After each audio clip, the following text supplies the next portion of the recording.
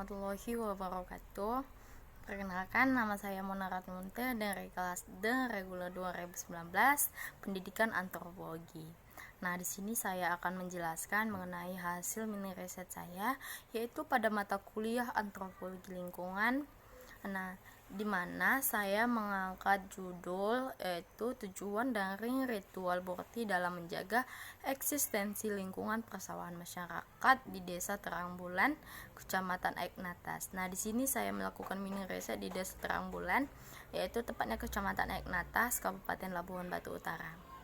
Nah, di sini metode yang saya lakukan yaitu saya melakukan observasi langsung ke lapangan dengan mewawancarai informan, yaitu Ibu London yang berusia 48 tahun, yaitu ibu ini adalah salah satu ketua dari kelompok tani di Desa Terang Bulan. Nah, langsung saja yang pertama yaitu adalah bahwa yang perlu kita ketahui bahwa Desa Terang Bulan ini sudah berdiri sekitar 30 tahun. Dan desa ini memiliki luas sekitar 30.000 hektar, di mana Desa Terang Bulan, Kecamatan Eknatas, Kabupaten Labuhan Batu Utara terkenal dengan luas lahan pertanian, di mana luas lahan pertanian yang dimiliki oleh desa ini berkisar sekitar 300 hektar, di mana semua mayoritas masyarakat yang ada di desa ini bekerja sebagai petani. Dan ada juga masyarakat petani sawah ini yang memiliki lahan sendiri, dan ada yang hanya sekedar menyewa lahan pertanian orang lain. Nah, desa ini, Desa Terang Bulan juga terkenal dengan desa ramah lingkungan, di mana sumber daya alam yang ada di Indonesia yang paling utama adalah sumber daya alam dalam bidang pertanian, yaitu padi, di mana makanan pokok kita adalah beras, dan beras itu terbuat dari padi. Nah, di daerah Sumatera Utara, Kecamatan Eknatas, itu salah satunya adalah Desa Terang Bulan, desa yang sangat-sangat terkenal dengan hasil padinya dalam bidang sektor pertanian. Nah, ya selanjutnya yaitu mengenai ritual Borti di Desa Terang Bulan, Kecamatan Eknatas. Yang pertama yaitu proses pembuatan Borti. Nah, kita perlu mengetahui dulu apa sih sebenarnya itu Borti. Nah, Borti itu adalah seperti sebuah makanan yang terbuat dari padi yang sudah lama, atau padi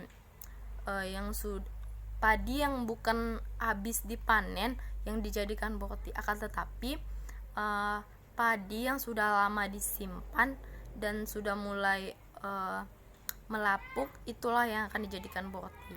Nah, adapun proses pembuatannya itu yang pertama adalah kita sediakan dulu wajan, di mana kita memanaskan wajan, dan setelah wajan itu panas, kita akan memasukkan padi yang kita pilih tadi untuk dijadikan Borti. Nah, setelah kita masukkan ke dalam wajan, kita aduk padi tersebut, nanti dia akan keluar sendiri seperti memasak popcorn yang terbuat dari jagung. Nah, setelah masak itu langsung kita angkat, dan dia seperti kayak keputihan seperti itu.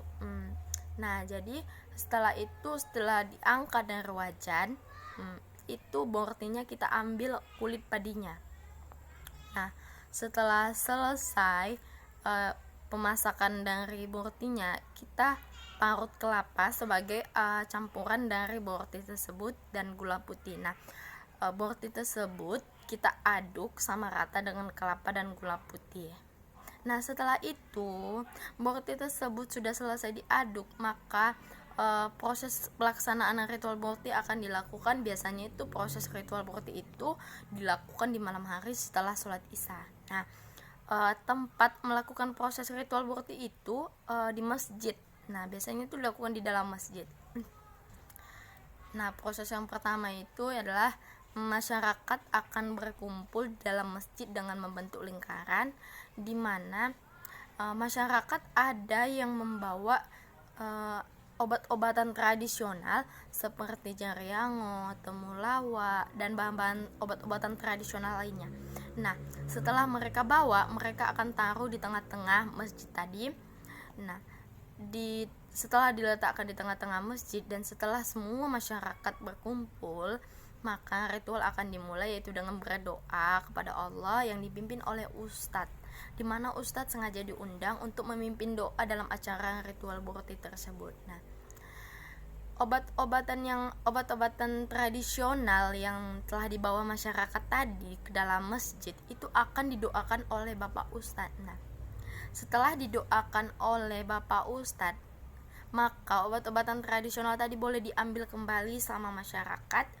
Nah, setelah diambil, bagi masyarakat yang ingin menanam kembali obat-obatan tradisional tersebut boleh, dan di mana masyarakat itu beranggapan bahwa obat-obatan yang telah ditanam tadi bisa membawa pengaruh yang baik dalam keluarga. Misalnya nih, di dalam keluarga itu ada anak yang sakit. Nah, anak yang sakit, jadi kita butuhkan obat. Jadi obat-obatan tradisional yang telah kita tanam tadi boleh kita ambil, dan kita beranggapan masyarakat beranggapan obat-obatan yang telah didoakan tadi dan ditanam, jika ada keluarga kita yang sakit, kita boleh mengambilnya, dan kita merasa bahwa obat-obatan yang telah kita tanam tadi lebih ampuh daripada kita harus berobat ke dokter. Nah, bagi masyarakat petani, mereka membawa obat-obatan tradisional itu ke lahan pertanian mereka, dan mereka akan membuang obat-obatan tradisional itu ke tengah-tengah lahan persawahan mereka, karena mereka, para petani, menganggap bahwa dengan obat-obatan tradisional tadi yang telah didoakan oleh ustadz akan membawa pengaruh yang positif dan jauh dari segala bala dan bencana. Nah, dari situ kita bisa lihat bagaimana masyarakat mempercayai ritual boroti tersebut. Nah, adapun tujuan dilakukannya ritual boroti, yaitu yang pertama, masyarakat beranggapan bahwa dengan diadakannya ritual boroti, masyarakat bisa terhindar dari segala bala dan bencana. Jadi tujuan boroti itu dilakukan agar masyarakat, baik dalam lingkungan persawahan, lingkungan masyarakat, akan terhindar dari segala bala dan bencana. Tapi yang lebih utamanya itu bagi masyarakat petani, dimana karena kan sebab masyarakat petani mengandalkan ritual ini sebagai sampingan dari mereka bersawah. Setelah mereka melakukan berdoa, mungkin mereka akan menyampingkan ritual ini sebagai cara kedua agar lahan pertanian mereka tetap bagus dan lancar. Nah, yang perlu kita ketahui bahwa ritual boroti ini dilakukan hanya sekali dalam setahun, di saat masyarakat ingin turun ke sawahnya, ingin memulai persawahan. Nah, selanjutnya itu kepercayaan terhadap ritual boroti. Nah, mereka sebenarnya ritual boroti ini sudah ada sejak dulu, dan bahkan informan itu mengatakan bahwa ritual ini sudah ada sejak zaman nenek moyang. Nah, setelah mereka melakukan ritual ini sudah sejak dulu, mereka beranggapan bahwa ini menjadi suatu adat bagi mereka, sehingga adat ini menjadi suatu kebiasaan bagi mereka. Nah, setelah menjadi kebiasaan bagi mereka, jika mereka tidak melakukan hal ini, maka mereka seperti ada yang mengganjal di dalam hatinya sendiri. Jadi mereka mengikuti ritual ini dari dulu hingga saat ini, dan masih dilakukan hingga saat ini. Kepercayaan terhadap ritual ini bukan maksud untuk menyekutukan Allah, bukan berarti kita musyrik karena percaya terhadap hal lain, tetapi kita menyampingkan ritual ini sebagai cara kedua kita untuk memenuhi kriteria hasil dari panen kita nantinya. Nih, misalnya nih ya, kalau kita bekerja tanpa ada doa, mungkin itu akan sia-sia. Nah, kalau kita bekerja tanpa alat, semua itu akan tidak akan bisa dilakukan. Nah, seperti itulah ritual bauqit ini. Setelah kita berdoa kepada Allah, nah kita buat cara kedua lagi. Sebagai itu ritual bauqit tetap berdoa kepada Allah, bukan maksud untuk menyekutukan Allah, tetapi kita mengenyampingkan cara kedua kita dalam mencapai tujuan yang kita inginkan. Nah, selanjutnya itu cara masyarakat menjaga eksistensi lingkungan persawahan mereka, yaitu mereka menjaga lingkungan persawahan mereka yaitu dengan cara bergotong royong. Nah, bergotong royong ini dilakukan para masyarakat petani dengan cara bersama-sama, dan mereka bergotong royong tidak ditentukan oleh waktu, tetapi ditentukan oleh lahan pertanian mereka sendiri, di mana jika lahan parit yang mereka gunakan secara bersama sudah mulai tersumbat atau tidak mengalirkan air lagi, atau rumput-rumput telah bertumbuhan di situ, maka mereka perlu mengadakan gotong royong secara bersama. Nah, tujuannya agar tetap terjalinnya suatu solidaritas di dalam masyarakat itu sendiri.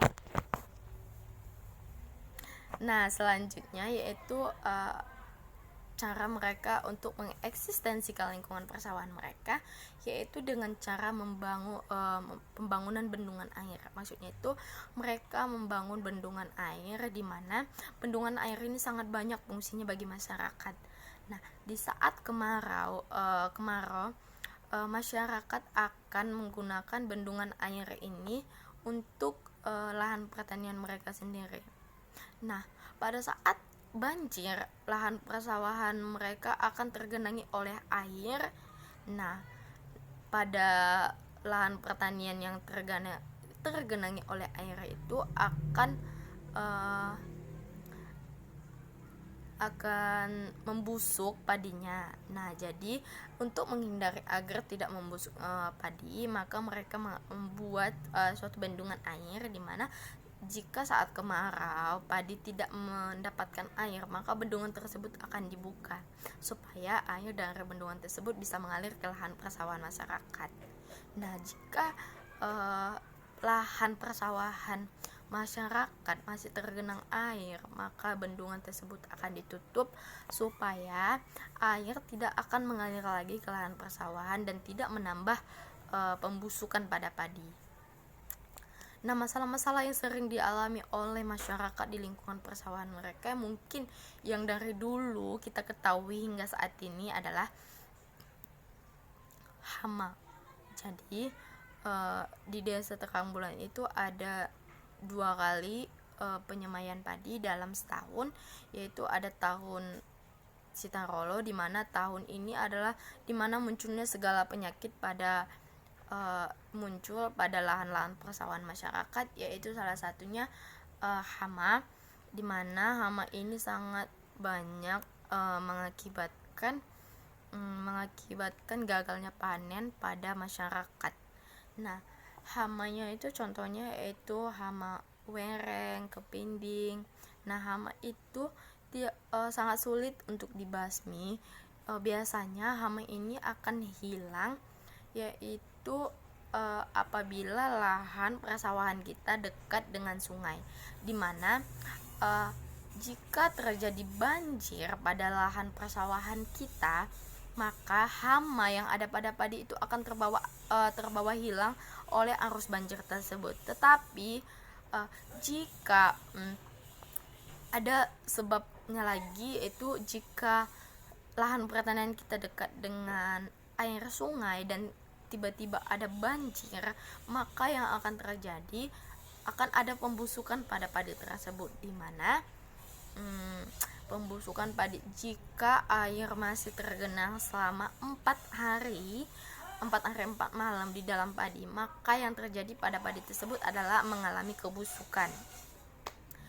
Nah, setelah mengalami kebusukan, maka otomatis padi tersebut tidak akan berkembang lagi dan akan membusuk. Nah, disitulah pada tahun Sitarolo inilah masyarakat banyak sekali mengalami kegagalan panen, karena masyarakat yang menanam padinya pada tahun Sitarolo ini, mereka baru panen sudah menanam padi kembali. Sedangkan hama itu memiliki usia untuk mati. Nah, baru juga 1 bulan selesai panen, masyarakat sudah memulai untuk turun ke sawah. Nah, ini yang mengakibatkan hama banyak pada lahan pertanian masyarakat. Nah, ada tahun kedua, yaitu tahun balik damen.